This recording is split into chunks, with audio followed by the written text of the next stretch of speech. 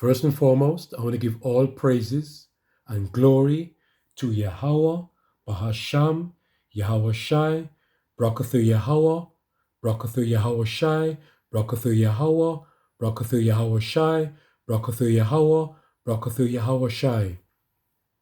Kal Halal, Yahweh, Bahasham, Yahweh Shai, Bahasham, Rekah Kwadash. Give double honors to our apostles of Great Millstone, our spiritual teachers. Salutations to our sincere brothers that goes out on the highways and the byways, risking their lives week in and week out. Shalom to our sincere brothers and sincere sisters seeking this true doctrine. All praise and glory to Yahweh Ba'asham Yahushai. As you know,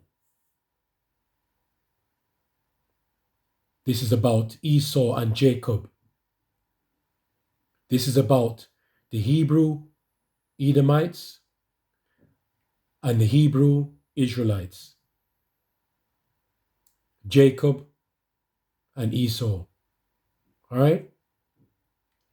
But what I want to say is that now Esau, the Hebrew Edomites, the so-called white man, is now in rulership. And that's how the Most High sets it up at the moment. For now. Right? For now. Now. That's why I want to say to you, brothers and sisters, do not envy the oppressor. Who's in rulership right now?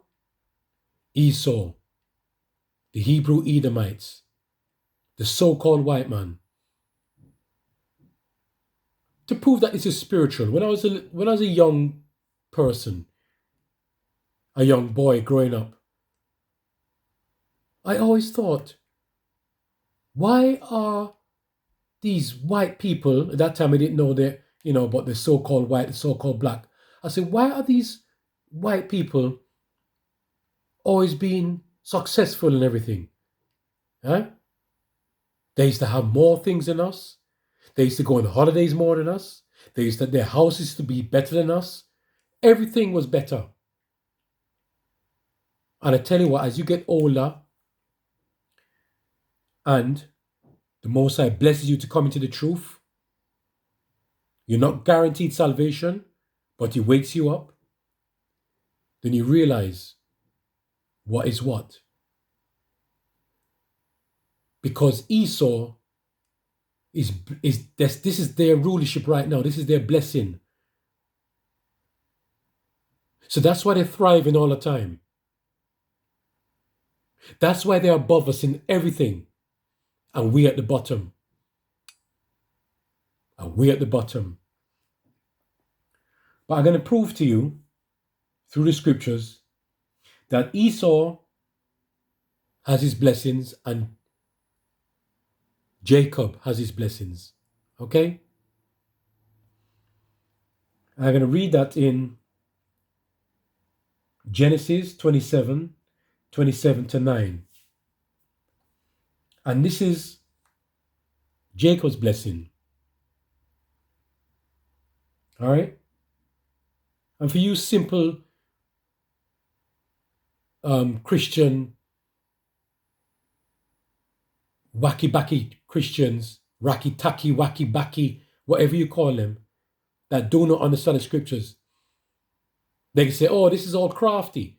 What Jacob did was crafty to his brother when he lied to his father. No, the Most High set it up that way. The Most High set it up that way. So just, the Most High does what He pleases. All right? And the Most High set up for a reason. Okay? So this is Jacob's blessing. Verse 27. And he came near and kissed him, and he smelled of his raiment, and blessed him, and said, see, The smell of my son is as the smell of a field which the Lord Yahweh Shemashai have blessed. Therefore, Yahweh our power, give thee of the dew of heaven and the fatness of the earth and plenty of corn and wine. Let people serve thee and nations bow down to thee. Be Lord over thy brethren, and let thy mother's sons bow down to thee. Cursed be every one that curseth thee, and blessed thee be he that blesseth thee. Okay? Now that's what Esau is after. That kind of power. Huh? That rulership. Forever. That's what Esau wanted. He was after that. So that was Jacob's blessing from his father Isaac, right? So let me read Esau's blessing now, and that is in same Genesis 27, 38 to 40. All right, but if you want to read the whole account, you could always go back to the chapter 27. All right, in Genesis chapter 27, Isaac gives Jacob and blessing intended for Esau. Right, you can read that. Now it says in 38 now, Genesis 27, 38, and Esau said unto his father, hast thou but one blessing, my father? All right, bless me, even me also, O my father. And Esau lifted up his voice and wept, right? Because he missed out on that blessing because the Most High set it up that way. And Isaac his father answered and said unto him, behold, thy dwelling shall be the fatness of the earth, and of the dew of heaven from above. And by the sword shalt thou live. Now the sword is about wickedness, right? The sword now is about the weapons, the weaponry, the guns, huh? The missiles, you name it. Anything for destruction. They were blessed with that. And that's how they got their riches, through the sword, through the guns, through the weaponry. And that is their blessing. Right? It's all through wickedness. So that is how they were successful in life, because they stole from us. They did things unrighteously. And by the sword shalt thou live, and shalt serve thy brother. Wow. Serve thy brother. Esau didn't want that. That's why he wept. Right? Esau lifted up his voice and wept. And it shall come to pass when thou shalt have the dominion that thou shalt break his yoke from off thy neck. Okay? And that was Esau's blessing. Now Esau didn't want that blessing. But what could he have done? He had to take it, didn't it? He had to take it, accept it. Right? Because he begged his father, you must have one in your pocket. Eh? Come on, father, put your hand in your pocket and bring out a blessing for me. And the father gave him that type of blessing. The blessing, the fatness of the earth, of the sword. Yeah? And by the sword shalt thou live. And that's what Esau and Jacob, that's what Esau is doing these days, because they are in rulership. They are in rulership. All right? Therefore, do not envy the oppressor. Do not envy Esau. Do not envy the so-called white man. Do not envy the Hebrew Israelites. Shalakia, right? For saying that. Do not envy the Hebrew Edomites. Okay? Right. Because you gained everything through corruption. Now let me go. That's why you mustn't envy them. That's right. Let me show you what envy does. Let me go to Proverbs 3. Proverbs 3, 31 to 32. Proverbs 3, 31 to 32. Envy thou not the oppressor, and choose none of his ways. Right? Because we see them being successful. Don't be envious when you see them driving these sports cars, when you have these lavish houses, when they have a lot of money, when they open up businesses, right? They're always flourishing. Do not envy them. And it says again, envy thou not the oppressor, and choose none of his ways, for the froward is an abomination. The fraud is abomination to the Lord Yahweh Shem Yahushai, but his secret is with the righteous. His secret is with the righteous. Okay?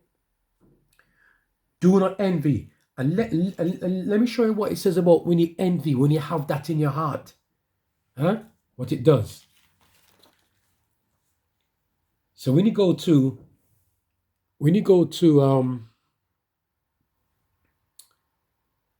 still in Proverbs 14 and 30, and it says, a sound heart is the life of the flesh, but envy, the rottenness of the bones. You see what envy does? It rottens your bones. So when we're in this flesh, right, because it's their rulership right now, they are winning right now because the Most High set it up that way. Do not envy the oppressor.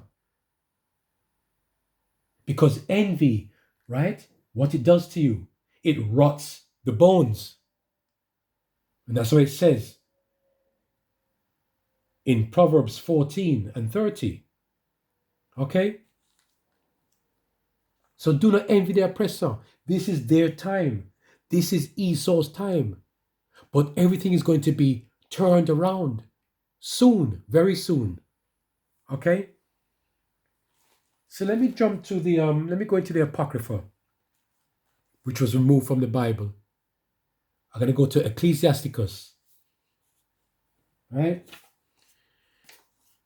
Ecclesiasticus, otherwise known as Sirach, 11:21 to 22. Right? 21 to 22. Marvel not at the works of the sinners, but trust in the Lord Yahweh Shem Yahushai, and abide in thy labor. For it is an easy thing in the sight of the Lord Yahweh Shem Yahushai on the sudden to make a poor man rich. So we are poor right now. We are poor in the spirit. We are poor in riches. We are in suffering. We are poor in everything. But what it says again, the Lord on the sudden to make a poor man rich. All right? That's why you must not envy the oppressor. Because in due season, the Most High is going to make a poor man rich. And that's in every form. spiritually, mentally, physically, you name it, new bodies, happiness, joyfulness, tranquility. He's going to make the poor man rich. All right, let me get another one in Ecclesiasticus. Right, I'm going to go to 42, 16 to 25. Right, 42, 16 to 25. Where am I? 42, 16 to 25. All right, and it reads, "The sun that giveth light looketh upon all things, and the work thereof is full of the glory of the Lord Yahweh Ba'Sham Yahushai." Verse 17, "The Lord Yahweh Ba'Sham Yahushai have not given power to the saints to declare all his marvelous works, which the Almighty Lord firmly settled, that whatsoever is might be established for his glory." Verse 18, he seeketh out the deep and the heart, and considereth their crafty devices.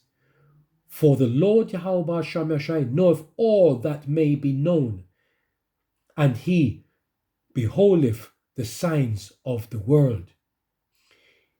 He declareth the things that are past and for to come, and revealeth the steps of hidden things. No thought escapeth him, neither any word is hidden from him. He hath garnished the excellent works of his wisdom, and he is from everlasting to everlasting.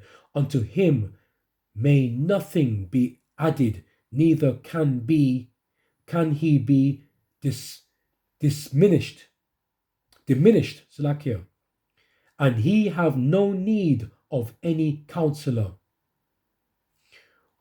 Oh, how desirable are all his works, and that a man may see even to a spark.